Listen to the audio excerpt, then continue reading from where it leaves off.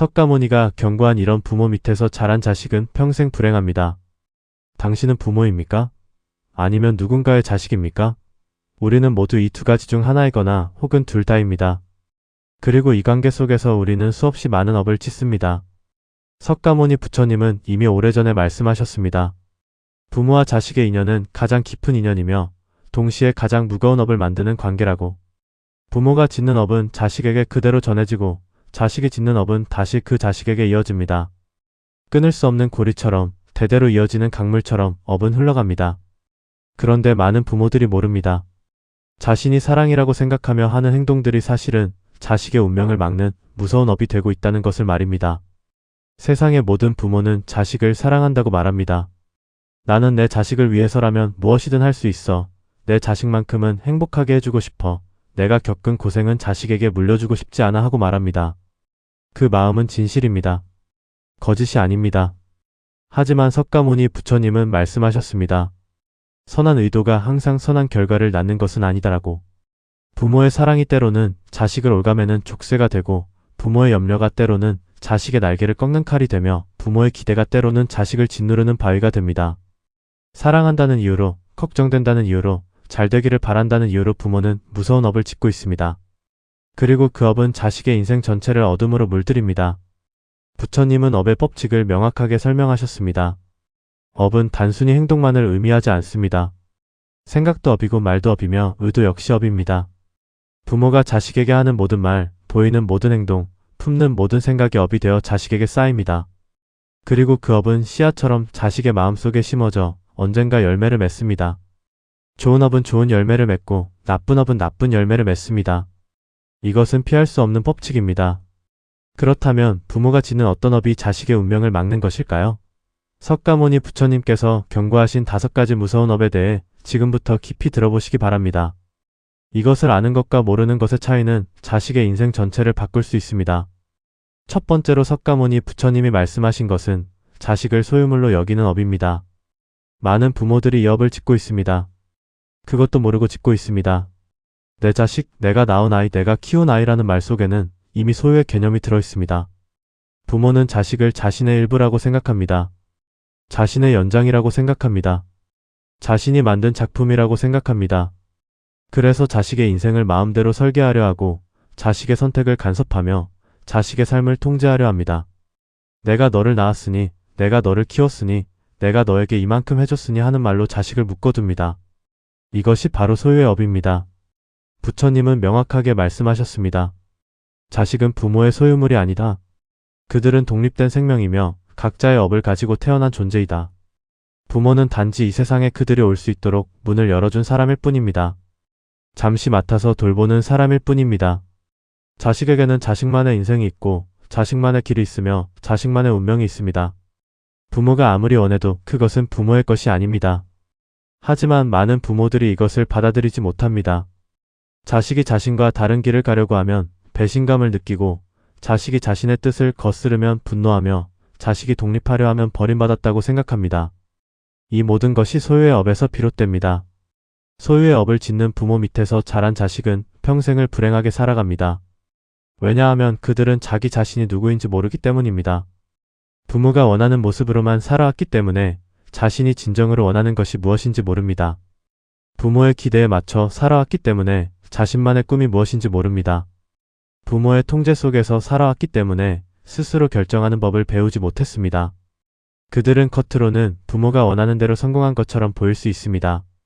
좋은 대학을 나오고 좋은 직장을 다니며 안정적인 삶을 살 수 있습니다. 하지만 그들의 마음속은 텅 비어 있습니다. 행복하지 않습니다. 왜냐하면 그것은 자신의 삶이 아니기 때문입니다. 부처님은 말씀하셨습니다. 집착은 고통의 뿌리이다. 자식에 대한 집착 역시 고통을 낳습니다. 부모 자신도 고통받고 자식도 고통받습니다. 진정으로 자식을 사랑한다면 놓아주어야 합니다. 자식이 자신의 길을 찾을 수 있도록, 자식이 자신의 선택을 할 수 있도록, 자식이 자신의 실수를 통해 배울 수 있도록 여유를 주어야 합니다. 부모의 역할은 자식을 소유하는 것이 아니라 자식이 독립된 한 사람으로 성장할 수 있도록 돕는 것입니다.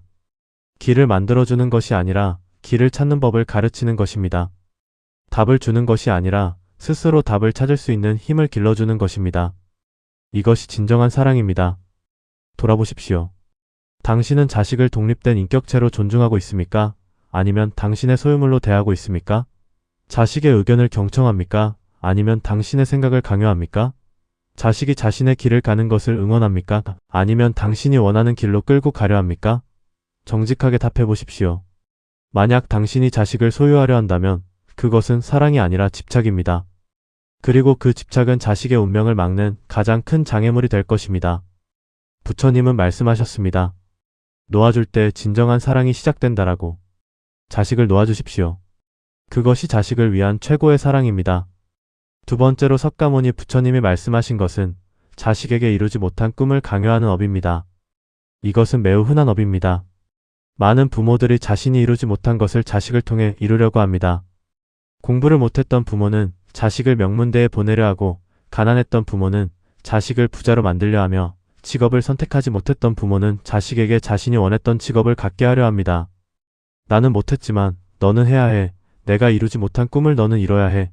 나처럼 살면 안 돼 하는 말로 자식에게 부담을 지웁니다. 부모는 이것이 자식을 위한 것이라고 생각하지만 사실은 자신을 위한 것입니다. 부처님은 말씀하셨습니다. 각자의 업은 각자가 짊어져야 한다.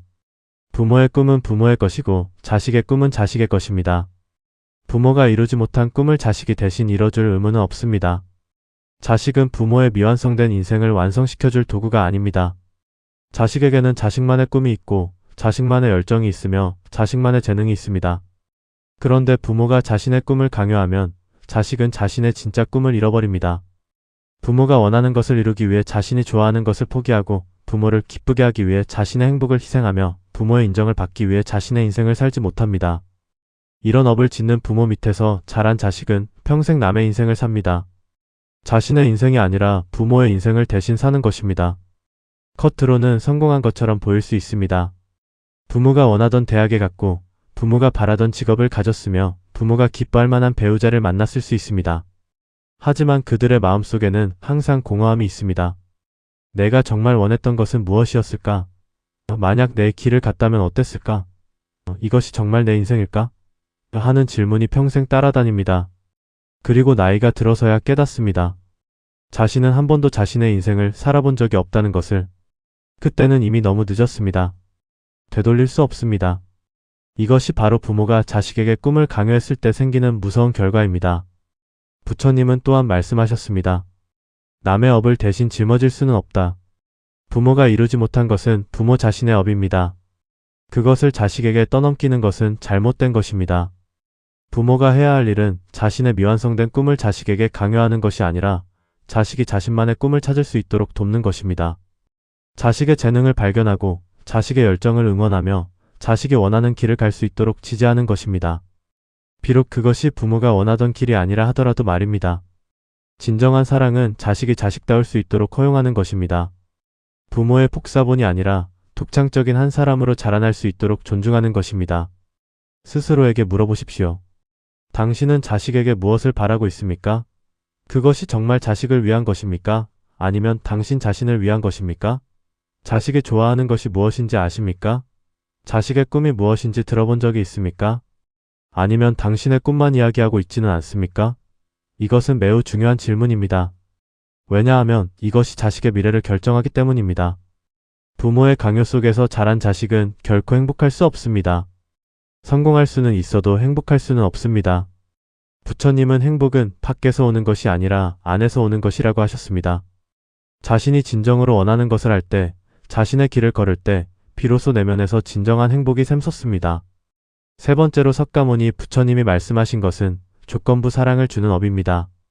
이것은 가장 교묘하면서도 가장 해로운 업입니다. 많은 부모들이 자식을 조건부로 사랑합니다. 잘했을 때만 칭찬하고 성적이 좋을 때만 기뻐하며 말을 잘 들을 때만 사랑한다고 말합니다. 내가 이만큼 했으니 사랑해. 내가 1등 했으니 자랑스러워. 내가 내 말을 들으니 예뻐하는 식입니다. 반대로 실패했을 때는 실망하고 성적이 떨어지면 화를 내며 말을 안 들으면 사랑을 거둡니다. 자식은 이것을 통해 배웁니다. 사랑은 조건적이라는 것을, 사랑받기 위해서는 무언가를 해야 한다는 것을, 있는 그대로의 자신은 사랑받을 가치가 없다는 것을 말입니다. 부처님은 말씀하셨습니다. 진정한 사랑은 조건이 없다. 자비는 아무런 대가를 바라지 않고 아무런 조건을 달지 않으며 그저 존재 자체를 사랑하는 것입니다. 부모의 사랑도 그래야 합니다. 자식이 잘하든 못하든 성공하든 실패하든 순종하든 반항하든 변함없이 사랑해야 합니다.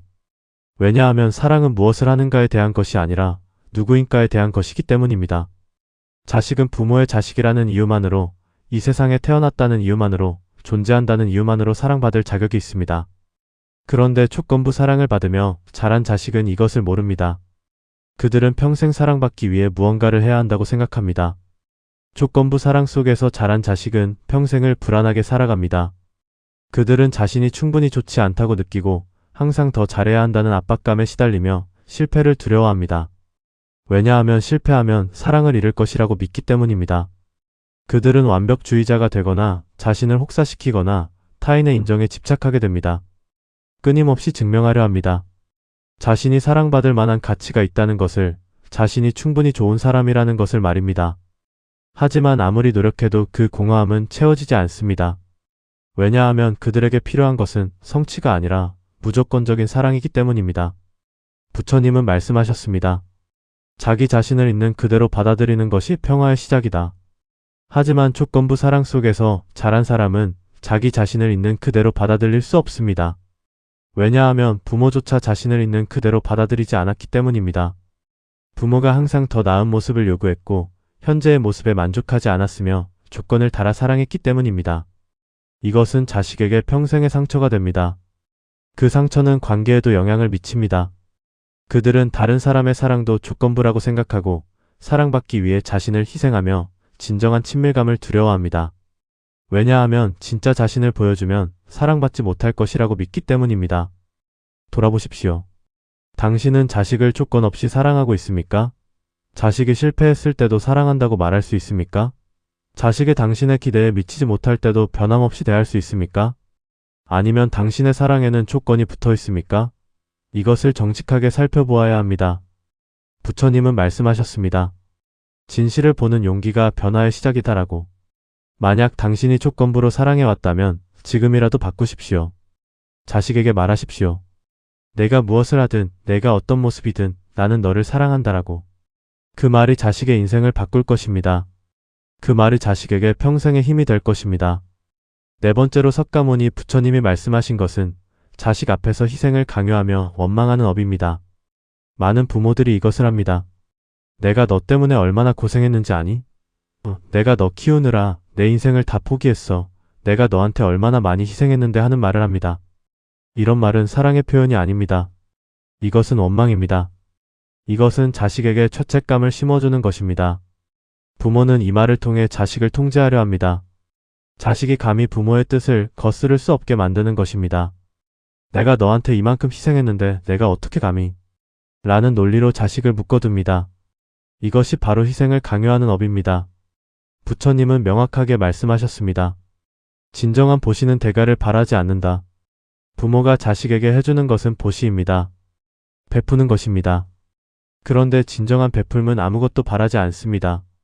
감사를 바라지 않고 보답을 요구하지 않으며 빚을 지우지 않습니다. 그냥 사랑하기 때문에 주는 것입니다. 기쁨으로 주는 것입니다. 하지만 많은 부모들은 자식에게 준 것을 계산하고 희생한 것을 기록하며 나중에 그것을 무기로 사용합니다. 내가 너한테 얼마나 많이 해줬는데라는 말로 자식을 조종합니다. 이것은 사랑이 아니라 거래입니다. 이것은 베품이 아니라 투자입니다. 그리고 그 대가를 자식에게 청구하는 것입니다. 희생을 강요당하며 자란 자식은 평생 죄책감 속에 살아갑니다.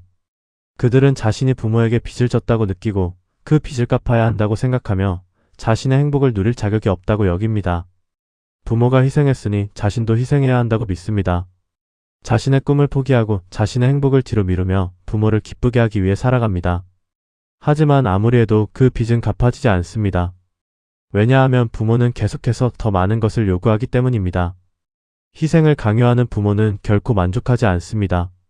자식이 무엇을 해도 충분하지 않다고 말하고 더 많은 것을 요구하며 자식을 계속 죄책감 속에 가둡니다. 부처님은 말씀하셨습니다. 원망은 독과 같아서 품는 사람을 먼저 죽인다. 부모가 자식에게 원망을 표현하는 것은 자식뿐만 아니라 부모 자신도 독사라는 것입니다. 원망 속에서는 아무도 행복할 수 없습니다. 부모도 불행하고 자식도 불행합니다. 만약 부모가 정말로 희생했다면 그것은 부모 자신의 선택이었습니다. 자식이 강요한 것이 아닙니다. 자식은 태어나기를 선택하지 않았습니다. 부모가 낳기로 선택한 것입니다. 그러므로 부모가 자식을 위해 한 모든 것은 부모의 책임이지 자식의 빚이 아닙니다. 이것을 분명히 해야 합니다. 자식을 낳고 키우는 것은 부모의 의무이지 자식에게 은혜를 베푸는 것이 아닙니다. 스스로에게 물어보십시오. 당신은 자식 앞에서 희생을 말하고 있지 않습니까? 내가 너 때문에 라는 말을 하고 있지 않습니까? 자식에게 죄책감을 심어주고 있지 않습니까? 만약 그렇다면 지금 당장 멈추십시오. 부처님은 말씀하셨습니다. 과거는 바꿀 수 없지만 지금 이 순간은 바꿀 수 있다라고. 당신이 자식을 위해 한 모든 것을 놓아주십시오. 대가를 바라지 마십시오. 보답을 기대하지 마십시오. 그냥 사랑했기 때문에 기쁨으로 준 것이라고 생각하십시오. 그렇게 마음을 바꾸면 당신도 자유로워지고 자식도 자유로워집니다. 희생이 아니라 사랑으로, 원망이 아니라 감사로 관계를 다시 시작할 수 있습니다. 다섯 번째이자 마지막으로 석가모니 부처님이 말씀하신 것은 자식을 다른 아이와 비교하는 업입니다. 이것은 자식의 자존감을 무너뜨리는 가장 빠르고 확실한 방법입니다. 옆집 아이는 1등 했는데 너는 왜 그 모양이니? 내 친구는 벌써 취직했는데 너는 뭐 하고 있니? 내 사촌은 결혼도 했는데 너는 언제 할 거니? 이런 말을 부모는 자극으로 생각합니다. 동기부여라고 생각합니다. 자식이 분발하기를 바라는 마음에서 하는 말이라고 합니다. 하지만 자식이 듣는 것은 전혀 다릅니다. 자식이 듣는 것은 너는 충분하지 않아, 너는 부족해, 너는 실패자야 라는 메시지입니다. 부처님은 말씀하셨습니다. 각자의 길은 다르다. 비교하지 말라. 모든 사람은 다른 업을 가지고 태어났고 다른 속도로 성장하며 다른 시기에 꽃을 피웁니다. 어떤 나무는 빨리 자라고 어떤 나무는 천천히 자랍니다. 어떤 꽃은 봄에 피고 어떤 꽃은 가을에 핍니다. 그것이 자연의 이치입니다. 사람도 마찬가지입니다. 각자의 때가 있고 각자의 속도가 있으며 각자의 길이 있습니다. 그런데 부모는 이것을 무시합니다. 모든 자식이 같은 속도로, 같은 시기에, 같은 방식으로 성공하기를 바랍니다. 그리고 그렇지 않으면 다른 아이와 비교하며 자식을 채찍질합니다. 비교당하며 자란 자식은 평생 열등감에 시달립니다. 그들은 자신이 다른 사람보다 못하다고 느끼고 항상 경쟁해야 한다고 생각하며 자신의 가치를 타인과의 비교로 판단합니다. 누군가보다 잘하면 우월감을 느끼고 누군가보다 못하면 열등감에 빠집니다. 그들은 결코 자신에게 만족하지 못합니다. 왜냐하면 세상에는 항상 더 잘하는 사람이 있기 때문입니다. 부모가 심어준 비교의 씨앗은 자식의 마음속에서 평생 자라나며 자식을 끊임없이 괴롭힙니다. 부처님은 말씀하셨습니다. 자기 자신과 비교하라. 어제의 나보다 나아졌다면 그것이 성공이다. 하지만 비교당하며 자란 자식은 이것을 모릅니다. 비교는 또한 형제자매 사이를 갈라놓습니다. 부모가 한 자식을 다른 자식과 비교하면 그 사이에 질투와 경쟁이 생깁니다. 형은 공부를 잘하는데 너는 왜 그러니? 동생은 착한데 너는 왜 말을 안 듣니? 이런 말은 형제자매를 적으로 만듭니다. 서로를 사랑하고 지지해야 할 관계가 경쟁하고 질투하는 관계가 됩니다. 그리고 이것은 평생 이어집니다. 어른이 되어서도 형제자매 간에 비교하고 누가 더 성공했는지 따지며 부모의 사랑을 놓고 경쟁합니다. 부처님은 말씀하셨습니다. 모든 존재는 연결되어 있다. 분리시키지 말라. 하지만 비교는 분리시킵니다. 하나여야 할 가족을 조각내고 사랑해야 할 형제를 원수로 만듭니다. 돌아보십시오. 당신은 자식을 다른 아이와 비교하고 있지 않습니까? 남의 집 아이는 이라는 말을 하고 있지 않습니까? 형제자매를 비교하며 경쟁시키고 있지 않습니까? 만약 그렇다면 지금 당장 멈추십시오. 부처님은 말씀하셨습니다. 말은 칼보다 깊은 상처를 낸다라고. 비교하는 말은 자식의 마음에 평생 지워지지 않는 상처를 남깁니다. 대신 자식을 있는 그대로 보십시오. 자식만의 재능을, 자식만의 속도를, 자식만의 아름다움을 발견하십시오. 그리고 말해주십시오. 너는 너로서 충분해. 너는 다른 누구와 비교할 필요가 없어. 너는 그 자체로 귀해라고. 그 말이 자식의 인생을 바꿀 것입니다. 이제 석가모니 부처님께서 말씀하신 5가지 무서운 업을 모두 들었습니다. 소유하는 업, 꿈을 강요하는 업, 조건부로 사랑하는 업, 희생을 강요하는 업, 그리고 비교하는 업. 이 5가지는 자식의 운명을 막고 자식의 인생을 망치며 자식에게 평생의 고통을 안겨줍니다. 그리고 무섭게도 이 업은 대대로 이어집니다. 이런 업 속에서 자란 자식은 자신도 모르게 자신의 자식에게 같은 업을 짓게 됩니다. 자신이 받은 상처를 자신의 자식에게 또 주는 것입니다. 부처님은 이것을 윤회라고 부르셨습니다. 끊어지지 않는 고통의 골이 세대를 넘어 이어지는 업의 사슬입니다. 하지만 희망이 있습니다. 부처님은 또한 말씀하셨습니다. 깨달음은 윤회를 끊는다라고. 당신이 지금 이 진실을 깨달았다면 당신은 이 고리를 끊을 수 있습니다. 당신 대에서 이 업을 멈출 수 있습니다. 당신의 자식에게 그리고 당신의 손주에게 이 고통을 물려주지 않을 수 있습니다. 어떻게? 먼저 인정하는 것입니다. 당신이 이런 업을 지어왔다면 그것을 솔직하게 인정하는 것입니다. 변명하지 말고 정당화하지 말고 그저 사실을 받아들이는 것입니다. 나는 자식을 소유하려 했다. 나는 내 꿈을 강요했다. 나는 조건부로 사랑했다. 나는 희생을 말하며 원망했다. 나는 자식을 비교했다라고 인정하는 것입니다. 인정한 후에는 용서를 구하는 것입니다. 부처님은 말씀하셨습니다. 잘못을 인정하는 것은 용기이고 용서를 구하는 것은 겸손이다. 자식에게 가서 말하십시오. 내가 잘못했다. 너를 힘들게 했다. 용서해달라라고. 이것이 쉽지 않다는 것을 압니다.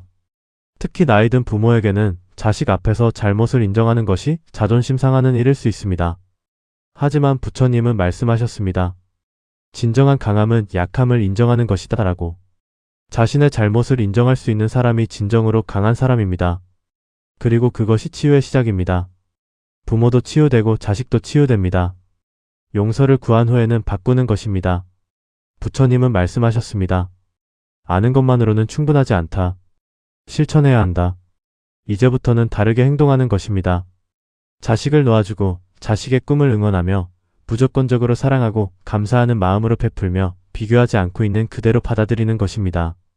처음에는 어려울 것입니다. 오랜 습관을 바꾸는 것은 쉽지 않습니다. 하지만 한 번에 하나씩 천천히 바꿔나가십시오. 실수하더라도 괜찮습니다. 다시 시작하면 됩니다. 중요한 것은 포기하지 않고 계속 노력하는 것입니다. 부처님은 말씀하셨습니다. 천리길도 한 걸음부터라고. 작은 변화가 모여 큰 변화를 만듭니다. 그리고 기억하십시오. 이것은 자식을 위해서만 하는 것이 아닙니다. 이것은 당신 자신을 위해서도 하는 것입니다. 부처님은 말씀하셨습니다. 남에게 주는 것은 결국 자신에게 주는 것이다. 자식을 자유롭게 하면 당신도 자유로워집니다. 자식을 있는 그대로 사랑하면 당신도 평화로워집니다. 자식에 대한 집착을 내려놓으면 당신도 가벼워집니다. 자식과의 관계가 좋아지면 당신의 인생도 좋아집니다. 자식의 행복이 곧 부모의 행복이기 때문입니다. 진정으로 자식이 행복하기를 바란다면 자식을 묶어두는 업을 내려놓아야 합니다. 부모와 자식의 인연은 참으로 오묘합니다. 부처님은 말씀하셨습니다. 부모와 자식은 전생의 깊은 인연으로 다시 만난 것이다. 아무 이유 없이 만난 것이 아니라 서로 빚이 있어서, 서로 배워야 할 것이 있어서, 서로 주고받아야 할 것이 있어서 만난 것입니다. 그 인연을 잘 풀어가는 것이 중요합니다. 업을 짓는 것이 아니라 업을 푸는 것입니다. 서로를 괴롭히는 것이 아니라 서로를 성장시키는 것입니다. 서로에게 짐이 되는 것이 아니라 서로에게 축복이 되는 것입니다. 이것이 부처님이 바라시는 부모와 자식의 관계입니다.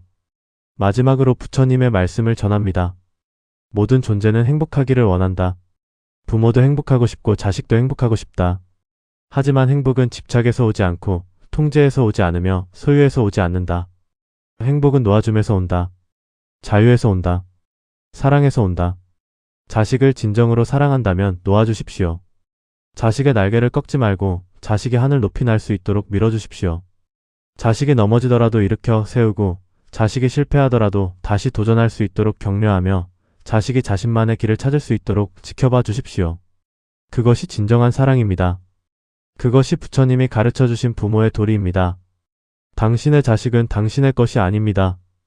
자식은 생명이 자기 자신을 향한 그리움으로 태어난 아들과 딸입니다. 그들은 당신을 통해 왔지만 당신에게서 온 것이 아니며 그들은 당신과 함께 있지만 당신의 소유가 아닙니다. 당신은 그들에게 사랑을 줄 수 있지만 생각을 줄 수는 없습니다. 왜냐하면 그들은 그들 자신의 생각을 가지고 있기 때문입니다. 당신은 그들의 몸을 담을 집을 마련할 수 있지만 그들의 영혼을 담을 수는 없습니다. 왜냐하면 그들의 영혼은 내일의 집에 살고 있어서 당신은 꿈속에서도 방문할 수 없기 때문입니다. 이것이 진리입니다. 이것을 받아들일 때 당신은 자유로워지고 자식도 자유로워집니다. 부처님은 모든 부모에게 자비와 지혜를 주시기를 기원하셨습니다. 자식을 무조건적으로 사랑할 수 있는 자비와 자식을 올바르게 인도할 수 있는 지혜를, 당신도 그 축복을 받기를 바랍니다. 그리하여 당신과 자식이 서로에게 업이 아니라 축복이 되기를, 서로에게 고통이 아니라 기쁨이 되기를, 서로에게 장애물이 아니라 디딤돌이 되기를 기원합니다. 석가모니 부처님의 가르침이 당신의 삶의 빛이 되고 당신과 자식의 관계에 평화를 가져다 주기를 간절히 바랍니다. 나무아미타불 관세음보살.